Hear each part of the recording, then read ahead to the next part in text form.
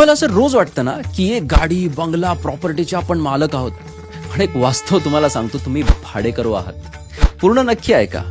हे माझं ते माझं करून आपण रोज भांडतोय, नाती तुटतायत, अहंकार वाढतोय, पण वास्तवात ते तुमचं नाहीये. रामदासराव निवृत्त झाले, आयुष्यभर नोकरी करून एक छान बंगला बांधला, पण अवघे 7 ते 8 वर्षच तो बंगला अनुभवला. नंतर तो दुसऱ्या कोणाच्या तरी नावे झाला. वेळ बदलली, माणसं बदलली, पण बंगला तोच आहे. मग एक छोटासा विचार करा की तो बंगला खरंच रामदासरावांचा होता का, की त्या बंगल्याने काही काळासाठी रामदासरावांना भाड्याने ठेवलेले.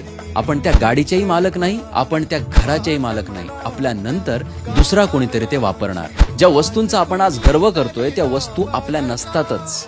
आपण त्या वस्तूंकडे राहतो भाड्याने, आणि भाड्याच्या स्वरूपात त्या वस्तू आपल्याकडून घेतात आपला वेळ. या जगात आपण सगळेच भाडेकरू आहोत, आणि मालक आहे ती फक्त वेळ. ही वेळच एक दिवस आपल्याला यातून बाहेर काढणार, आणि बाकी सगळं मागेच राहणार. मग खरंच आपण या सगळ्याचे मालक होतो का? विचार नक्की करा.